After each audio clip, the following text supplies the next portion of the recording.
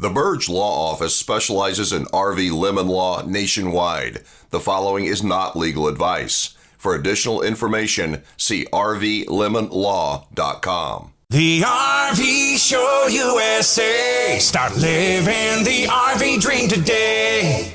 So here we are again talking about lemon RVs. And as much as I hate to be viewed as a harbinger of doom, I think that to fail to acknowledge that we just might have purchased a lemon RV is just plain foolish. We got to keep that in mind. And even if you don't have a lemon RV, when you get your RV serviced, when you have service work performed on your RV, the way you go about getting that service appointment set up is very important, according to RV Lemon Lawyer Ron Burdge. If I have a list of some things, short list, long list, take it back to the dealer, do they have to accept it for repairs, or can they just refuse it and say, hey, we're full here and come back next week or next month? Do they have to accept it? And what does that do to the time remaining on my RV's warranty? They don't have to accept the RV in for repair work. And most of the time they'll want to set up an appointment. And the real question is whether when you come in for that appointment, was that just a simple show up and give us the keys and maybe we'll get to it when we do? Or is that when they were really going to start to work on it? It can have an effect on your legal rights later, but it isn't going to change the length of your warranty. Your warranty is whatever it is. Sitting in the shop, that clock is running on your warranty just the same as if you're driving down the road. What if the dealer tells me that there's an issue that it isn't a manufacturer warranty, but it's a vendor, a supplier issue? It's the hot water heater, it's the air conditioner, it's a vendor's product. How does that change my warranty claim?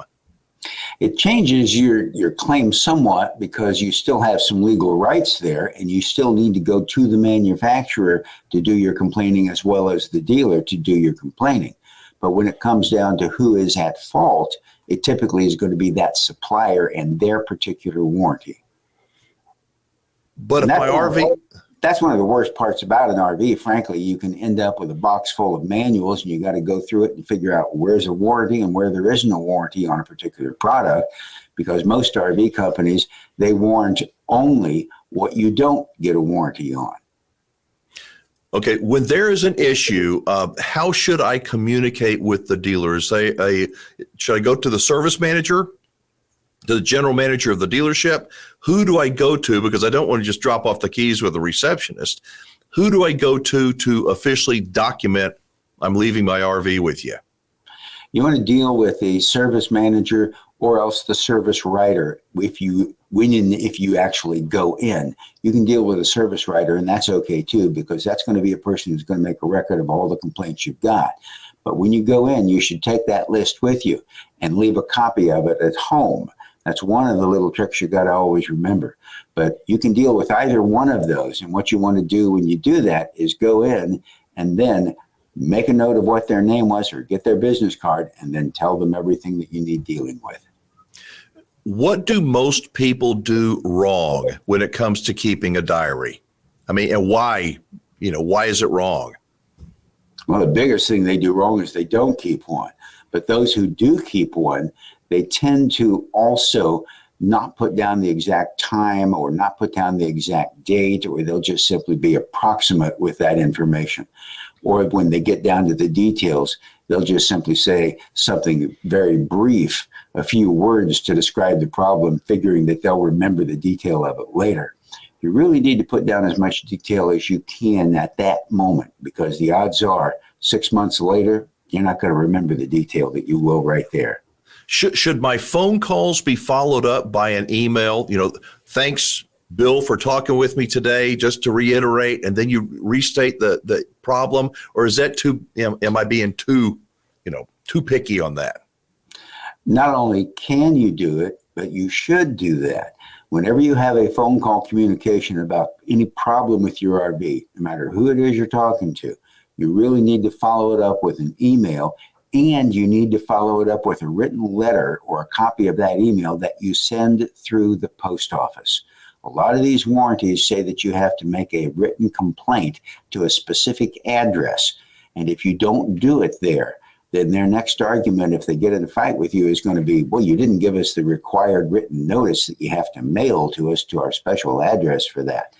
And then you end up having to argue all over, not just about the defect, but whether or not you put them on notice of the defect. And that's just a little roadblock they throw in the way, frankly. But what about people that take to social media? When people, get so frustrated with the manufacturer, oftentimes they feel their only way out to vent is to go on social media. Good idea, bad idea, or, and why? It's both a good idea and a bad idea.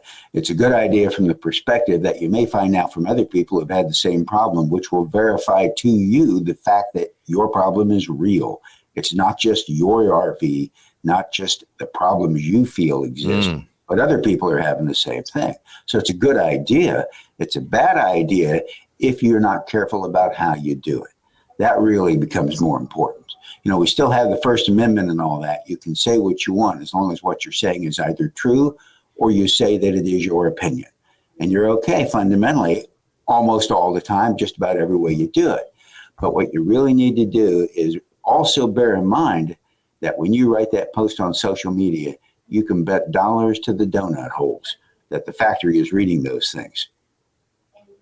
Okay, it seems like to me there's a fine line here. You want to document as an owner. You spend a lot of money. You want to document any situation that you've got, and you probably want to let the dealer know and the manufacturer know that you're documenting this thing without sounding like a jerk. Because if you come across like a jerk, I would think that that's probably not the best approach. But letting them know that, we spoke on the 14th of last month at such and such a time, you're saying it without saying it, that you're going to hold their feet to the fire. Does that make sense what I'm suggesting, that we've got to be careful in the way we communicate? There's two things you never really are going to get any mileage of by saying it to a dealer or a factory.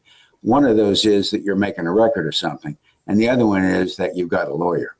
Those two things just never do you any good in terms of getting their cooperation. It quite often runs the risk of shutting them down, where they just simply tell you not going to do it.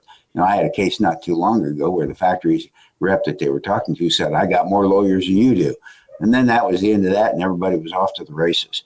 If you want to try to get it resolved, you're better off not saying those things, but instead, just as a practical matter, do what you got to do. Now, that doesn't mean don't write the letter. You always write that confirming letter. This will confirm that we talked last Thursday, and I really appreciate you taking the time to let me know that you were going to be able to get me in the shop in another 30 days. And so I'll be there January 30th. And by the way, here's a list of the problems that I had, just in case you didn't have a chance to make a note of that. You want to be businesslike, you want to be courteous, and you want to make sure that you keep a copy of whatever you're sending out. This is all great information. Next time, I would like to dig into warranties, specifically, how do we make a warranty claim and that kind of thing. But thank you so much for being with us today, and we will talk again soon, all right? Glad to help. All right. Thank you, Ron. Bye-bye. Much of what Ron says is just plain old common sense. Unfortunately, common sense is not all that common. My takeaway with this video is really two things. Number one, document everything. Document everything. And secondly, always take the high road. Don't let your frustrations get you kind of off in the ditch. Always take the high road. Remember, cool heads should prevail. Now, if you feel that you may have a Lemon RV, you can have a free claim review by clicking on the link down below. If you found this video to be helpful, we sure would like you to subscribe to the channel, give us a thumbs up, share it on social media, and catch our future videos. Until next time, I'm Alan Warren, the RV Wingman. Thanks so much for watching.